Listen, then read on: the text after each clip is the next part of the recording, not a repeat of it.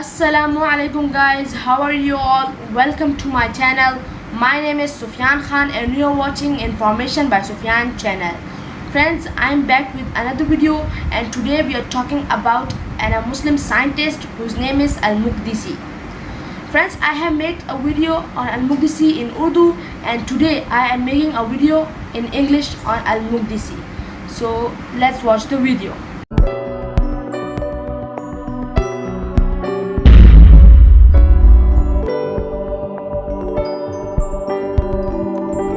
Al-Muqdisi, full name Muhammad ibn Ahmad Shamsuddin Shami Al-Muqdisi Al-Bishari, Latini and English name Al-Muqaddasi or Al-Muqdisi.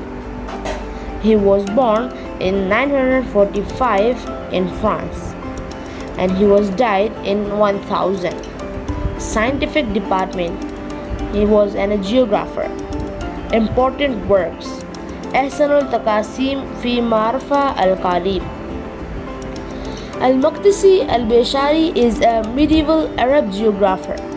It is estimated that he was born in Jerusalem around 945 AD and died in the late 10th century AD. This is due to popularity and geography. There are mapping topics. Al-Muqdisi spent most of his youth in Judaism and then traveled to all areas of the Islamic kingdom except Indonesia, southern Spain, Sindh and Balochistan, southern Afghanistan. He also went to Sicily. Observation and experiences of his travels he penned in the form of book. This book, Al-Taqasim fi Marfa Al-Qalib, was completed in Shiraz in 985 and is mainly geographical. Scientists contain information, but it also shows that Al-Muqdisi had studied Islamic Judaism extensively in addition in geography. He belonged to the Harafi school of Judaism. Most of the geographers of the Middle Ages, whether they belonged to West or to the Arabs mostly, he spent his pen in describing the geographical details due to his daily detailing.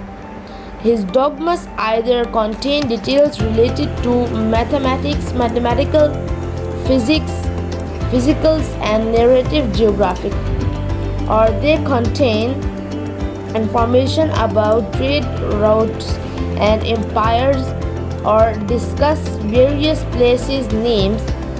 Al-Muqdisi took out a new path for himself apart from this fixed path. He was not satisfied with such writings and their quality of disappearing and geographers. He also criticized well-known geographers such as Al-Jahani, Abu Zaid, Ahmad ibn Sabil, Al-Balkhi, Ibn Faqih, Al-Madani and Ibn Khurdazbah because he believed that their writings either served in special purpose of rulers of their needs of the government, were written for or they are so broad that one academic benefit can be taken from them. In the light of his own thoughts, he himself decided to write a book that could meet the needs and requirements of different sections of the society and provide them with useful practical information. Al-Muqdisi had full knowledge of every detail of geography.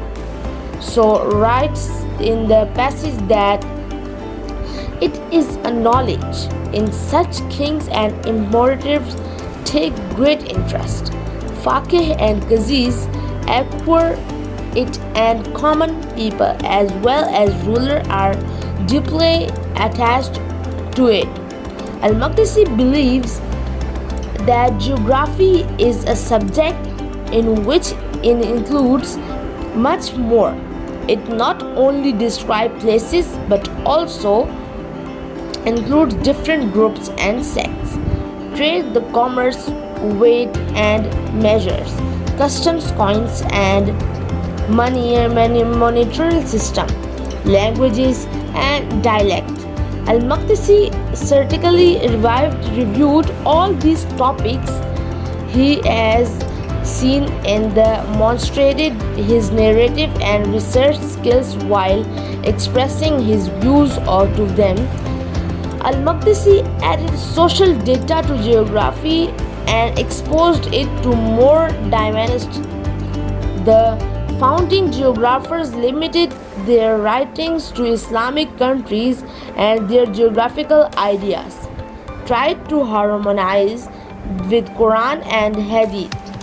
An example of this can be found in Al-Muqdisi's account of the seas in which he claimed that the place mentioned in Quran that Arab geographers thought of look shows the melting because its Quran is in the masala between Al-Farms and Al-Karims is referred to as amber. Al-Muqdisi also placed writings in boundaries of the Islamic State in his writing and started it with the description of island of Arabs.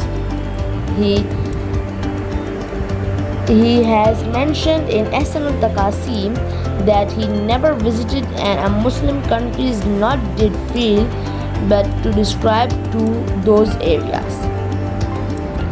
In spite of all these things, Al-Muqdisi was the owner of different ideas and also had disagreement with the geography and more subjects that he tried to land it and every problem related to geography in a unique and universal way. He expressed his own opinion about the authenticity and of these writings. Does like I know that many scholars and of geographers have written on this subject, but most, if not all, based on what is heard in writings. Unlike them, I have seen every region myself, and knowledge realizes of gained through experience. Moreover, I did not give up research investigation. Therefore, this book is organized in 3 parts. First, my personal observations, the unknown al-Ghaib. Second, what I heard from reliable source. And thirdly, whatever else I want on this subject obtained from books and other subjects. Al-Muqdisi begins al-Taqasim with general comments and various topics, including seas and rivers, name of places and their names. Names with which more than one place is known. The distinctive features of different regions, the different sects of Islam, and the non-Muslim inhabitants of this Islamic world, personal travel tradition, places about which there is disagreement, and summary for justice and region of the world or administrative district. The location of the Qibla include chapters. This section also contains some information which we find for the first time in Al-Muqdisi. For example, he was the first Arab geographer for the one who defined the standard and the meanings and subtext of Arab geographical terms. He was also the first to compile a list of cities and other features for quick reference. Muslim scientist Al-Muqdisi, the map of the world of Islam does not have regular shape, but it is in a chaotic order. He has divided the Islamic world into 14 regions. He named some of them as Harb, our island, Iraq, southern Mesopotamia, Acre, Algeria or northern Mesopotamia, Syria, Egypt, and Al-Maghrib.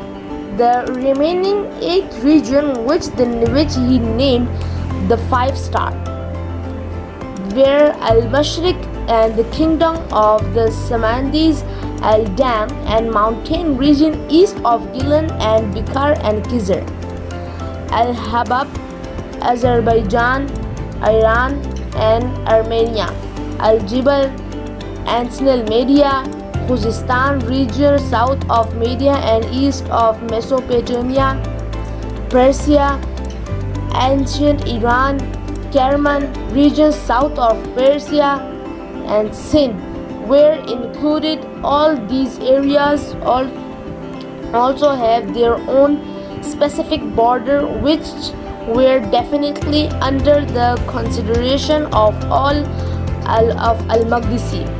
While describing these areas, the further divided his observations from each location into 2 parts.